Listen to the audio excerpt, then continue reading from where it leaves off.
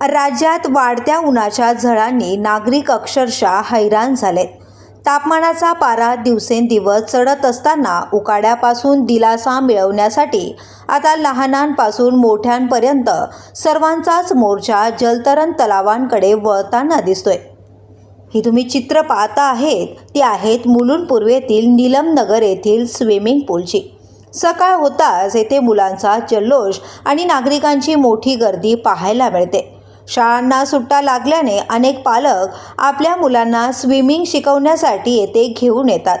दिलासा मिळावा म्हणून पण आपण स्विमिंग पूलचा उपयोग करतो. पण यामागचा नेमका तुमचा उद्देश काय आहे? एक्झॅक्टली, ऍक्च्युअली माझे ट्विन्स आहेत, तर मला दोघांना थोडं ऍक्टिव्ह बनवायचं होतं. आणि स्पेशली आता समर चालू आहे, तर समरमध्ये कसं मुलं कंटाळतात, पण आता काय करायचं, वेकेशन चालू आहे. So swimming is a good exercise मला असं वाटतं. आणि it is like a main survival आहे. पुढे जाऊन कधी माहित नाही, कधी लागणारच आहे त्यांना स्विमिंग. इवन इफ ती ऍक्टिव्हिटी आता असली तरी, बट ती लाईफ टाईमची सर्वायवल बोलतात ना, एक ऍक्टिव्हिटी आहे. सो त्याच्यासाठी टाकलं. आणि स्विमिंगने कसं बॉडी पण थोडी स्ट्रॉंग होते. सो आय गेस सगळ्या पेरेंट्सने ऍटलीस्ट समरमध्ये तरी त्यांनी स्विमिंगला असं टाकावं, कुठे ना कुठे तरी ऍक्टिव्हिटीमध्ये त्यांना एंगेज करायलाच पाहिजे, असं मला असं वाटतं. हाँ, तो मेरा बेटा 5 साल का है, उसको पानी में रहना बहुत पसंद था, स्विमिंग. सो आई थॉट कि ट्राई करते हैं स्विमिंग करवाने का. एंड ऑल्सो वो बहुत ही एक्टिव है, तो उसका एनर्जी बर्न करना भी ज़रूरी था. So I thought might as well swimming is the best activity, थोड़ा बॉडी स्ट्रेंथ बैलेंस करने के लिए.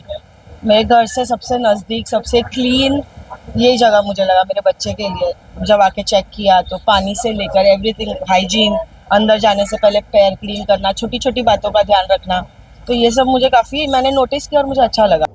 प्रशिक्षकांच्या मार्गदर्शनाखाली लहान मुले पोहण्याचे धडे घेताना, तर काही मुले आत्मविश्वासाने पाण्यात सराव करताना, तर काही जण पाण्यात धमाल मस्ती करताना दिसताय.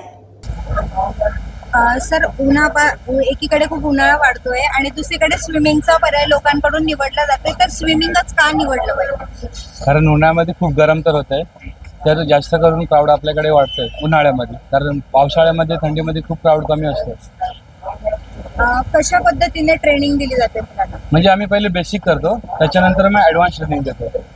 काय काय कशा पद्धतीने शिकवलं जातं? म्हणजे काय काय ट्रिक्स असतात का याच्या? काय कशा पद्धतीने शिकवलं?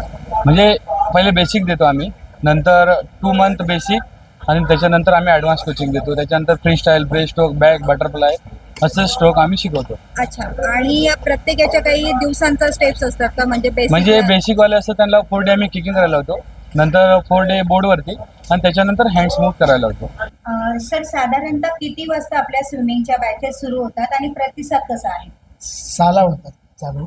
प्रतिसाद चांगला आहे. सिनियर सिटीजन, सर्व लहान मुलं वगैरे. आता कॅम्प आहेत ना म्हणून जास्त गर्दी आहे. लहान मुलांची भरपूर आहे, तसे सिनियर सिटीजन पण शिकायला येतात. आणि इथे भरपूर पुरा व्यायाम शरीराचा होतो या स्विमिंगमुळे, आणि फायदे पुष्कळ आहेत त्याचे. सर, किती कोच आहेत आपल्या इकडे? 5 आहेत कोच. आणि बॅचेस कशा कशा असतात दिवसभरातून? 7 पासून चालू होतात, 7, 8, 9, 10 असे. एक तास? हा, एक तासाचे. आणि संध्याकाळी 4 पासून चालू होतात, एक तास. केवळ मुलेच नाहीत, तर युवक, महिला आणि ज्येष्ठ नागरिकांचाही स्विमिंगकडे मोठा कल वाढताना दिसतो आहे.